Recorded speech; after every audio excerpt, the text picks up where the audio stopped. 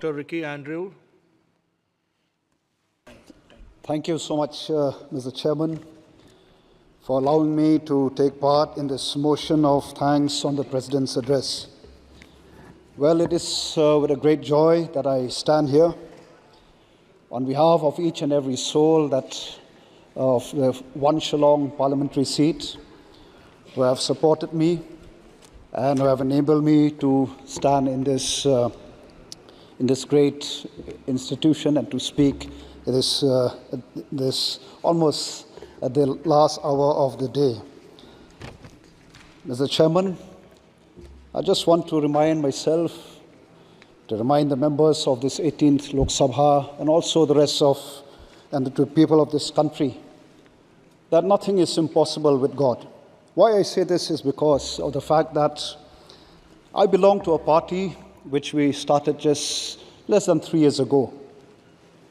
And it is a party which fought the election without money, a party that fought against corruption, a party that stands for clean politics, good governance, honesty, and for the protection of the rights of the indigenous people, and also to uphold the constitution of this great nation, to ensure secularism, pluralism, federalism, that these the tenets of our great nation prevail.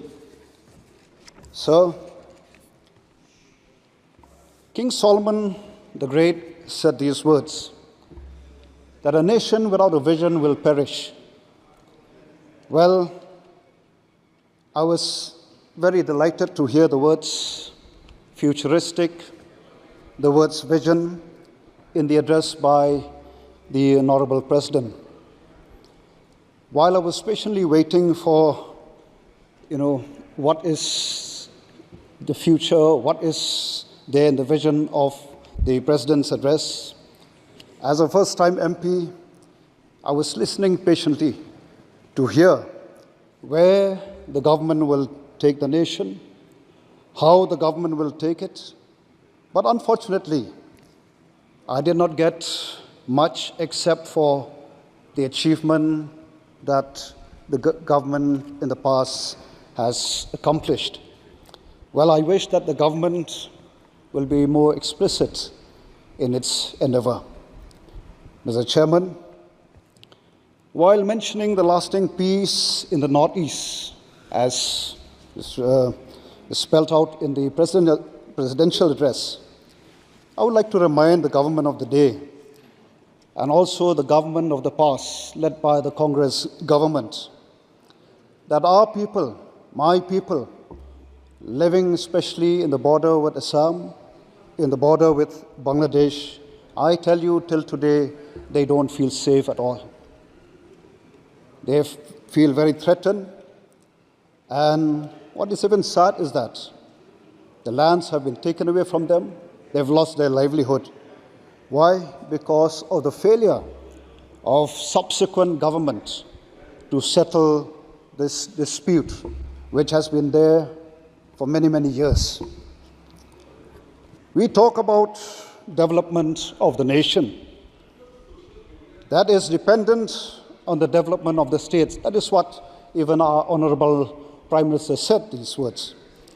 Now, how can we talk of development when people till today, till this very moment, are yearning for peace? I therefore urge the government to kindly take up this matter seriously. And I wish and I hope that the Prime Minister himself will take the lead in putting an end to this long pending issue in the interests of our great nation in general and in the interests of my people, especially those living in the border areas. Mr. Chairman, there's a saying that small is beautiful. Well, I am proud to stand here to represent one of the most beautiful people living in the in the eastern part of this great nation called the Khasis. And also coming from one of the most beautiful places on earth. Mr. Chairman, I urge and I call upon the government and also the members of this august House to play a role in enriching and promoting the culture of my people, especially when we talk of culture, language is one of the important elements. For many years, we've been demanding for the inclusion of the Khasi language in the 8th schedule.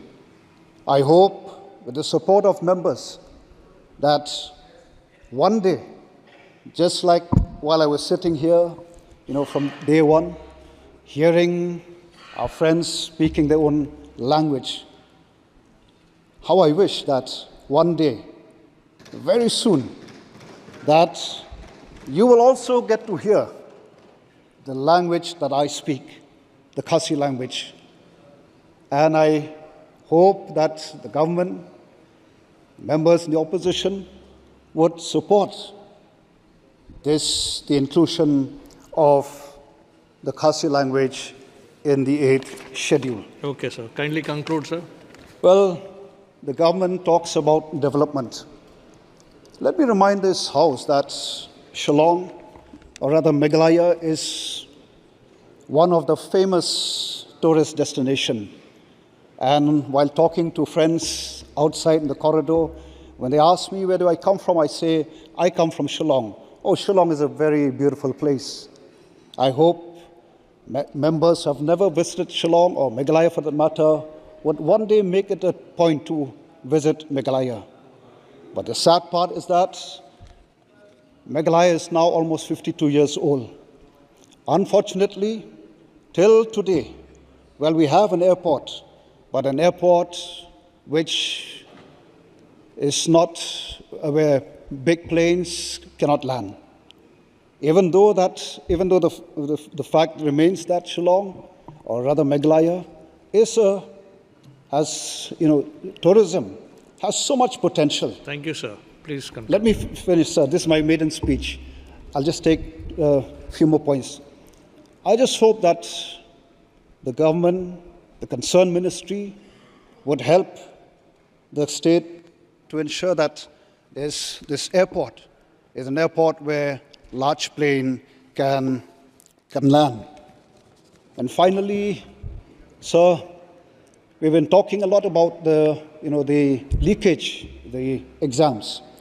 I would like to draw the attention of the members of this august House that there's another important issue which I feel as members we should take and look at it seriously. While designing a policy, like the CET NEET for our youth, what I want to say here, sir, is that before we come up with such policy, I think it's very important to ensure that the centers are adequate, or the adequacy of the test center. Otherwise, what is happening I'm a teacher. It pains me when I come across students who have to put a stop to the career for the simple fact that they have to travel to far-off places. Thank you, sir. Why? Because there is Mr. no Manikam Tagore. test center in their place. Mr. Well, I Manikam hope Tagore. that the government, while coming up with such policy, do keep this also in mind, to set up centers at every block, which would be a great asset to the state and also the nation as a whole. Thank you, Doctor. Last but not the least, let me just end up with this quote, sir, that I call upon the members of this august House. Let us rise up, as Nehemiah said. Let us rise up and build. Let us rise up above party politics. Let us rise up above caste, religion, and creed, and let us build this nation.